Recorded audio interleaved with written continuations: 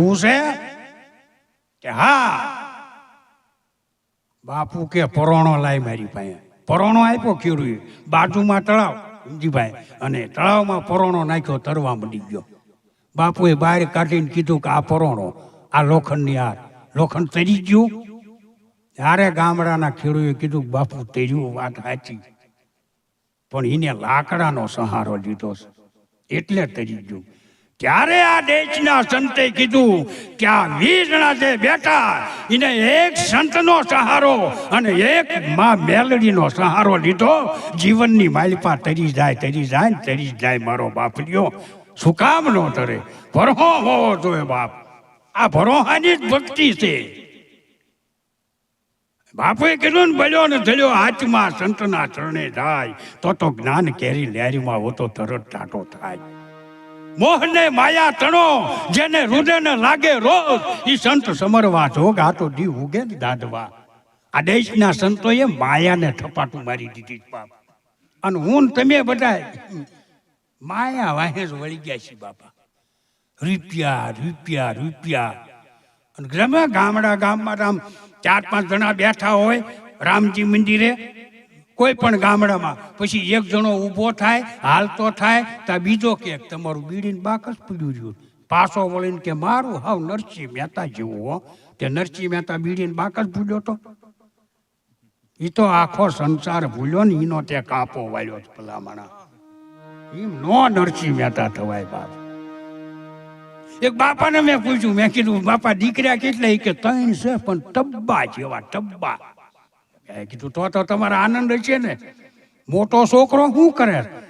મન કે ખેતી કરે. ખેતી? તો મેં કીધા વચેટ? મન કે બીન ખેતી. મેં કીધું બીન ખેતી એટલે? એ કે નાના ટુકડા કરીને વેચે છે. તો મેં કીધા સૌથી નાનો? એ કે હામો મળે એનું કરે છે. તો મેં કીધું તમે શું કરો? એ કે અફસોસ.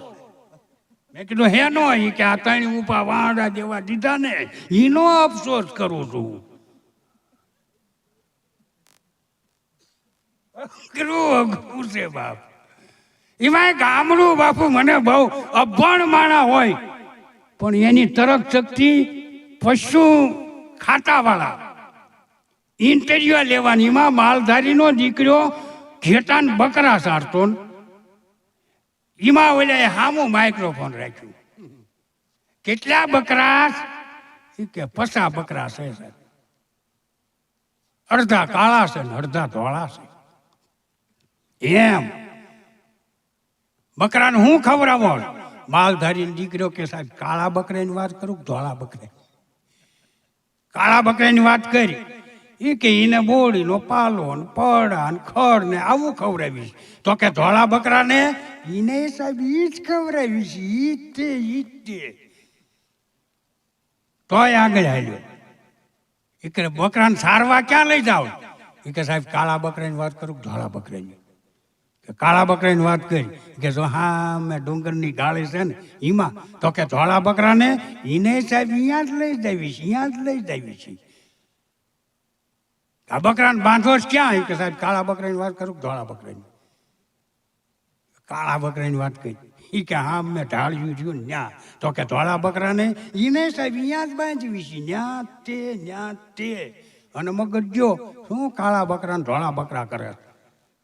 માલધારી દીકરો કે સાહેબ રાયડું ન નાખશો. કાળા બકરા છે ને એ મારા છે. તો કે ધોળા બકરા એ સાહેબ મારા જ છે. મારા જ. માઇક્રોફોનનો ઘા કરીને મોટર ચાલુ કરીને વી ગયા બાપા. આ ગામડાના અભણ માણાના કોઈ દી ઇન્ટિરિયા ન લેવાય. કોઠા હુઈ તો આપણા ગામડાની માલપા છે ભાઈ. હા, અઘરી આચમું છે. ભૂખા કાઢી નાખી એવી આચમું છે. છેલ્લે કહી દઉં, એક જણો તો આમ લેંઘો પહેરી, એમાં પાછો અંગ્રેજી માણા. આપણે પેલા હતા ને અંગ્રેજો. એક જણો હામો મળ્યો. આ શું છે? પેલો કે આ લેંઘો છે. લેંઘો? હવે આપણે જો ક્યાંથી કે આ લેંઘો કેટલા ટાઈમ હાલે? પેલો કે 12 મહિના. 12 મહિના પછી ફેંકી દો? એ કે ના, ફેંકી ન દેવી. તો એ કે પછી એના નાના કટકા કરીને છોકરાની સડિયું કરવી. સડિયું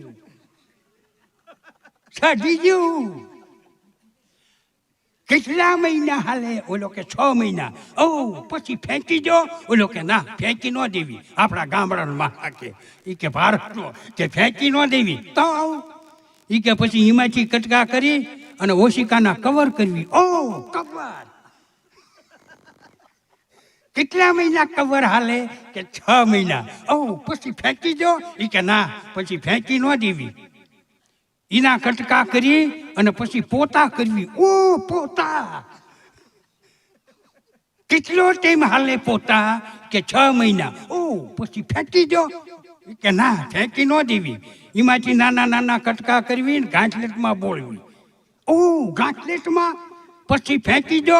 એ કે ના, પછી લાકડા હળગાવી. ઓ તો બળીને રાખ થઈ જાય. રાખ નાખી દો. એ કે ના, નાખી ન દેવી. અમારી માવડિયું પછી વાસણ ઉઠકે ત્યાં ઓલો બેભાન થઈ ગયો. બોલો, એ ભાનમાં આવ્યા પછી વિચાર કર્યો ભારત છોડવું પડ્યું એ આના કારણે. બાપ લેંઘામાંથી પોતા સુધી કરી નાખે. એ કાશ્મીર આપે ભારત મારો બાપ. મરી રાખતો ન દે રે. મજા છે ખરેખર. તમે મને સાંભળો એ જ મારા અહોભાગ્ય. ગામના ને ગામના સાંભળે એ તો બહુ મોટા અહોભાગ્ય કહેવાય ને. ઘણા વિસ્યા જડન વિસ્યા. મહિના પહેલા મારી કેસેટ બહાર પાડી. પ્રગટ વિડીયો છે. 15 દી પછી ફોન કર્યો, આપણી કેસેટ વેચાણી. આમાં જવાબ આવ્યો કે તમારી કેસેટ બહાર પાડી પછી વિડીયો વેચાણો. ઓહો ભાઈ નહીં મારા તમે આમ. અરે ભીમજીભાઈ એક જગ્યાએ પ્રોગ્રામમાં ગયા, એક કલાકારે ભજન ઉપાડ્યું. ગણપતિ આવ્યો તો હો હો હો કરીને બટો પડ્યો. એટલે મેં કીધું આને શું થઈ ગયું? પાછો બેઠો કર્યો, પાણી પાણી પાયું. વળી પછી જમાવટ કરી. ગણપતિ આવ્યો તો કરીને બટો. એટલે મેં કીધું શું છે? એ કે કાંઈક વાયસ આવે. મેં સ્વયંસેવકોને કીધું આજુબાજુ જોવો ને કાંઈ જનાવર નથી મરી ગયું. આજુબાજુ ને 1-1 કિલોમીટર સ્વયંસેવકો જી આવ્યા. ત્યાંથી પાછા આવીને કે 1-1 કિલોમીટર જી આવ્યા, કાંઈ મર્યું નથી. નીરખીને પછી નજર કરી, ધમણીમાં ઊંદડું મરી ગયું. બોલો, આમ કરો ને ફરબાર્યું વાયસ આવે.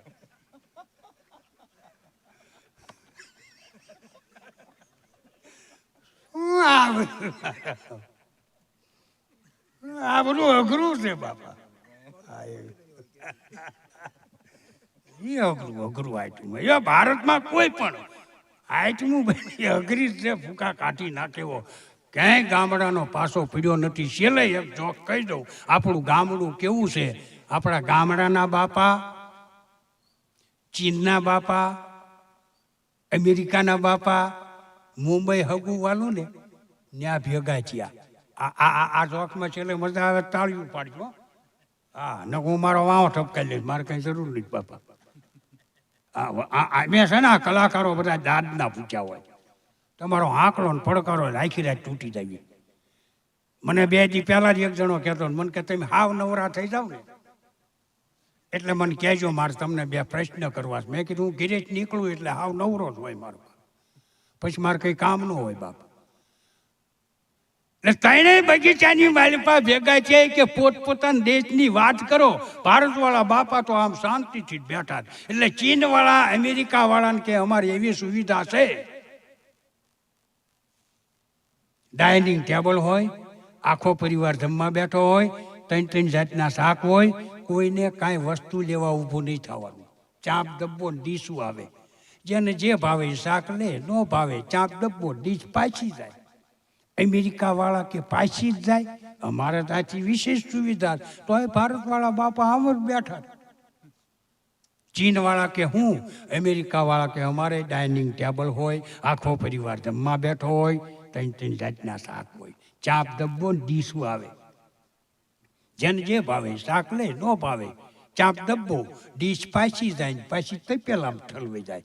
પછી ભારતવાળા બાપા ન રહેવાનું, એ કે તપેલામાં ઠલવાય દેશી ભાષામાં. આવો અમારા ભારતમાં ગોળ લાકડાનું ટેબલ હોય, આખું કુટુંબ ખાવા બેઠું હોય, અમારે 3 જાતના શાક હોય, એમાં ભરેલા આખા રીંગણાનું શાક હોય. ચાપ દબ્બો ને ડીશું આવે. આખા રીંગણાનું શાક જેને ભાવે ઈ લે, ન ભાવે ચાપ દબ્બો. આખા રીંગણાની ડીશ પાછી જાય, રીંગણા પાછા રીંગણીએ ટીંગાઈ જાય. સવારમાં જોવો ટીંગાતા હોય, એ ક્યાં દીકરા મારા અહીંયા જોવા આવવાના છે? જે ઠપકાર્યું છે. આ ભારત છે બાપ, આ મર છે.